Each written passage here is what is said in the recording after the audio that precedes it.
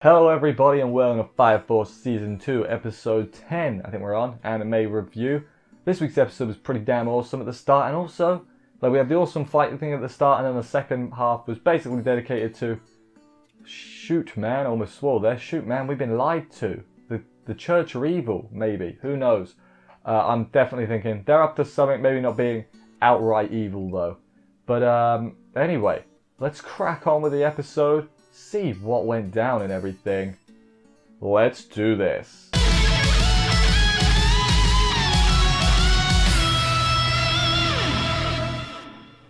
We pick up where we left off at the end of last week's episode with the 1 second does plenty, as they say. Remember them adverts? Did they change their name? I think plenty was the new name and they used to be like bounty or something. The kitchen roll adverts. If you know what I'm on about, you know what I'm on about. Meanwhile, Ogun is smashed and he's like, Shinra, hurry the hell up, I can't smash for much longer. Shinra, yep, 1 second is enough to preserve the forest and everything. She tells him, hey, the evangelist wants to flame destroy everything basically. And then we see like a little thing of the world covered in flames. That doesn't look good, let's try and prevent that reality from happening, shall we, lads and lasses? Shinra gets the grace, and because he's got 1 second, he's so fast at this point that it seems like the world has stopped, but it's probably just moving really slowly because he's going so fast. And yeah, he zips about and everything. He does the same particle thing as before, when he was fighting Sho back in season 1. Batters the demon a little bit. Batters the demon so hard that it reverts back to being a human, and we see its past basically. What happened is he lost everything in the Great Cataclysm except his life. Also, he's like, my wealth, and then he's like, and my family. It's like, why don't you start with your family, you greedy man? I don't feel so bad for you anymore. He reached the spatial rift, but there was an invisible wall there. Error, can't go this way. And he's like, God damn it, no, why? And then the evangelist popped out through, and she used an insect to turn him into an infernal and then just went back. She was like, who's damn kids knocking on my door? And just drove him away. And then Shinra realizes, hey, this guy's beyond hope, we can't save him. So Shinra puts him down with a big old kick laser beam, sends him flying across the map. It was pretty cool. Shinra, very cool dude. And there was a big old explosion, so you can't argue with a big old explosion. Everyone else is like, what the hell just happened? Because remember, everyone else, it's been 1 second. He was there, and then there's a big explosion over in the distance, and he's gone. So who knows? They're like, oh, Shinra must have done it. It's like, damn, Shinra's cool. On his way back, Shinra speaks to the woman in black again. She used to be a human just like them. She was brought here by the evangelist's whim, which I think the evangelist is smarter than that. I think there was a reason she was brought, probably to be one of the pillars. Repair the tabernacle on her own to save the animals, had no malicious intent, wasn't going to use it to destroy, she just wanted to bring some life to the forest basically. She's a good person. Then they talk about religion for a bit, and all religions have like gods and devils. Basically, what they're saying is the evangelist is sort of put the image of Adola in everyone's mind, so what they think of religion, it's all based off that. So the god that they're talking about is actually the evangelist. That is the, I guess, image of God they have in their head, which I like because the devil is Shinra, so the devil is going to beat up God basically, and that's going to be awesome. And Shinra says, hey, it's our duty to stop anyone despite who they are, and then she's like, thanks to that duty the forest is saved, so thanks for that, my spiky-toothed friend. I guess we'll call him spiky-toothed friend. That's because I don't think she knows his name yet, but hey, what can you do? They saved the forest is the gist of it, and they made a new friend, so that's good. Everyone regroups after that. Shinra has flown back from his vacay, basically. Everyone inside is now outside. They all meet up and everything. Shinra goes to the core of the tabernacle, thanks her for everything, basically. She's asleep, though he can't hear her anymore, but hey, it's the thought that counts. Shinra thinks the first pillar that we saw before is actually inside Amaterasu in Tokyo. So that is... I mean, yeah, they also... What else do they think? They think she was put in against her will, which is why she's so angry, because she didn't want to be a sacrifice. She's just been forced to, basically, which, that's the thing. Also, they have no idea how pi relates to any of this, like all the pi on the wall. Not like the food pi, the number pi. Don't know what that's about. But they figure basically the evangelist's goal is to use the 8 pillars as sacrifices to start the Great Cataclysm again. So they know what the evangelist is after now, And they sort of know how to stop it, is just don't let the pillars be sacrifices. So Shinra, being the only one they have access to at the moment, I mean, yeah, I mean, Sho's like brain control, so he doesn't count, but like, does Hormea know? Hormea must know. And then like, the other one, Inca, she doesn't, she's just an idiot, she doesn't know.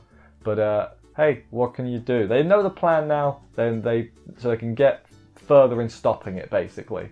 The squad tells the animals, hey, we're off now, and the animals are all like, but I can't do anything. This is Scop, the mole man. He's like, I can't do anything. And then Shinra is like, Scop, it's alright, you can ask for help. You do everything you can do, and then it's fine to turn to others. And then Scop's like, I'm going to train, I'm going to dig so many holes, and then if I still can't do it, I'm going to ask for help. So I imagine in the future, Scop's just going to pop up next to them and be like, guys, I need help. And then they're going to go, and there's going to be a big old demon infernal storm or something. And they're going to be like, okay, we'll help you out, buddy.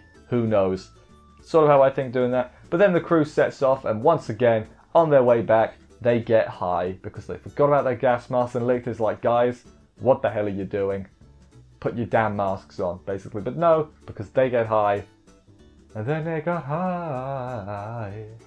Don't know what that was, but they got high is the gist of it. On either the drive or the boat ride back, Shinra links with the first pillar, and, you know, we see her. He asks if she's Amaterasu. She's in some, like, water, and there's fire involved, which I guess is probably what the core might look like, the inside of it, where they're stuck. So it's like the fire is maybe doing something to the water, and then maybe that's making the power. I don't really know, to be honest, but that's sort of my interpretation of it. Everyone gets on the ship. So yeah, everyone gets on the ship at this point. Licht points out that, hey, there's a contradiction if there is indeed a person in Amaterasu in the Holy Scripture. And then we see the same clip we've seen so many times before about Raffles the First, and, you know, and this is how the Amaterasu was built, that thing. And so basically that is wrong if what they're thinking is true. So that's pretty scary. I mean, the crew returns home. Shinra doesn't get why the evangelist would want to destroy everything. If Amaterasu is using a Della Burst, why would she then want to destroy everything? Things might not quite be what they seem. Basically, they think the Holy Soul Temple might be hiding something. Also, Shinra saw tears on the first pillar, he reckoned, but then she had a scary face, and I'm like, I wouldn't be crying like that, I'd be crying. The first face, yeah, that's a crying face. The second face, where she was all evil looking, it's not a crying face, that's an I'm gonna kill you face. But then, yeah, they reckon the Holy Soul Temple might be hiding something, so maybe that's who they're going to be fighting next. They're going to be trying to deal with them. And yeah, that was the end of the episode. It was another... I'm really enjoying this season. I feel like it's weird because season 1 didn't really enjoy it, but season 2 I'm really enjoying. It's been a good old season, I think. But looking forward to seeing where they go next. So my favourite part of the episode, first of all, sorry there's no clip here. I keep getting copyright claimed on Fire Force for some reason, so it's not here. Sorry, blame DMM. I don't know who, they have some streaming thing. It's them that keeps claiming things. Blame them. Send the angry messages at the Twitter. Don't actually do that. But yeah, no, my favourite part is, obviously, it's Shinra's 1 second beatdown because it was just so cool. He's just all over the place. Awesome. Loved it. Really cool.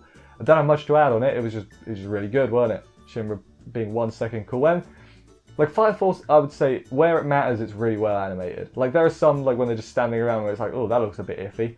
Although not so much this season. First season, definitely. But then during the important bits, the fights and everything, it's like, yes, perfect. And yeah, great stuff. In the episode preview, it looks like we're going to be meeting Batman, I guess, because Licht is like, it's called like Hero of the Dark or something. I can't remember exactly what it's called. But it looks interesting. Looks like we're going to meet some anti-hero like character. Or maybe it's Licht. I mean, Licht we know is working with Joker. Probably makes more sense for it to be Joker. Because Joker isn't a bad guy, I'm pretty sure. I'm pretty sure he's like an anti-hero type character. Maybe he's fighting against the Soul Temple because he knows that they're actually bad. And then he's gonna... Maybe he'll join the Company 8. Probably not, though. Maybe he'll probably be like, I am your ally, and they'll work together.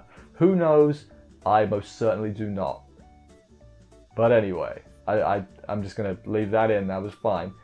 But anyway, thank you everybody for watching this review. Hope you enjoyed it. If you did, please consider subscribing and stuff for more reviews. That would help me out a lot.